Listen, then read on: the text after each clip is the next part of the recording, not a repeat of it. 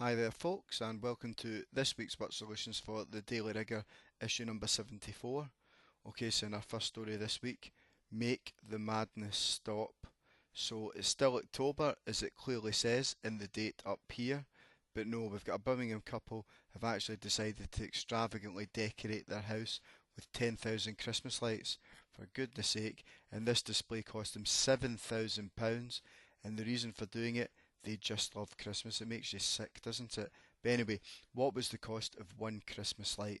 So to work out the cost of one Christmas light, dead simple, we need to divide the total cost by the number of lights. So in other words, we need to do 7,000 divided by 10,000. We can do that without a calculator even if we want. That comes to 0.7. But of course, we've got to answer it in the context of the question. It is money, so that's either £0.70 or 70 pence. So we would have accepted either one of these two answers. Okay, so a wee bit of history now for you. So there was a shipwreck, and on it was discovered the oldest example of a navigational tool. So let's even just pretend that this is a compass. It kind of looks like one, doesn't it? So if the ship is facing this direction, what direction would be on its left? So obviously we need to know what direction this is first of all. So this is north, this is west, so this direction here would be northwest. And we need to work out the direction on its left. So if it's facing this way, its left would obviously be down here. So this is south, and we said that this is west. So that's going to give us a direction of southwest when we put all that together. Okay, so on to our science story this week. So how cool is this? It's just like a scene from Pixar's Up, isn't it? A man literally using party balloons filled with helium to float over South Africa, and he actually managed to travel 15 miles in 2 hours sitting on a camping chair. How incredible is that? So when in flight, what was his average speed? First of all, so of course speed is distance divided by time. The distance is in miles, the time is in hours, so we can just use those two values. So 15 divided by 2, that comes to 7.5, and of course the units would be miles per hour. So not too good a speed, but still an impressive achievement nonetheless. Okay, so if he was flying at this speed, how long would it take him to fly home to England? So he's going to travel this speed every hour. So he wants to travel a total of 8,700 miles. In other words, how many of these go into this? So it's a divide, isn't it? So 8,700 divided by 7.5 comes to 1,160 hours. So I don't think he'll be flying home anytime soon. Question does ask us to try and change hours into days. So what's the relationship? Of course, there's 24 hours in a day. So what we can do is we can divide this by 24, and then we have to round to the nearest whole number. So that would come to 48 days. So how would we go one step further and change that into weeks? Well, what's the relationship between days and weeks?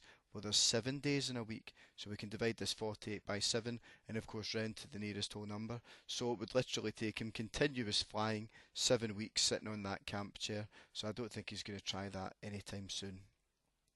Okay, so on to our last story now for the world of transport. So this lady here was the only passenger on board her flight, and the flight only cost her £46 as well. So the total length of her journey to Crete was 2,625 miles, and the cost of jet fuel, and I really thoroughly researched this, is £3.20 per mile. So what were Jet2's fuel costs for this journey? So first of all, so obviously for each mile it's £3.20, so we need to multiply that by 2,625, so that comes to a total fuel cost of £8,400. So next part, how much of a loss did Jet2 make for this one person journey? So they spent 8,400 in fuel, they only received £46 in ticket sales, so we do a simple subtraction, so that's a loss of £8,354. So if Jet2 had managed to fill the plane with each customer paying £46 a ticket, what would the profit have been? Well, how many seats were there? Well, if we scan the question, it's 189. So we can work out the money generated first of all. We're doing 189 times 46, so that comes to £8,694. And we calculate the profit by taking the cost of the fuel away from the total ticket sales.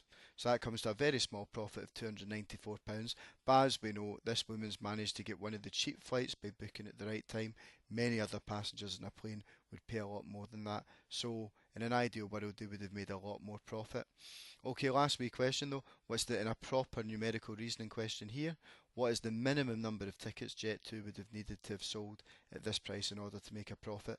So we can guess it's going to be quite close to the full plane, can't we? So basically, it's how many times that the ticket sales will go into the total cost of the petrol.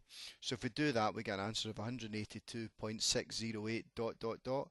So in terms of the context of the question, in order to make a profit, we need to round this up to the nearest whole number, irrespective of what this number is here. So the final answer to this part is 183 tickets. So they would have almost had to fill the plane to make a profit, selling at £46. And I think the great Richard Branson once said the quickest way to become a millionaire was to start with £1 billion and open up your own airline. The margins are actually frighteningly low. So maybe we do get quite a good deal on passenger flights, better than we think anyway.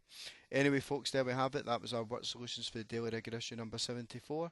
Hope you enjoyed that. Stay tuned for next week's edition when we're going to be looking at more stories from the news of the week and the numbers behind them. But in the meantime, thanks for watching and bye for now.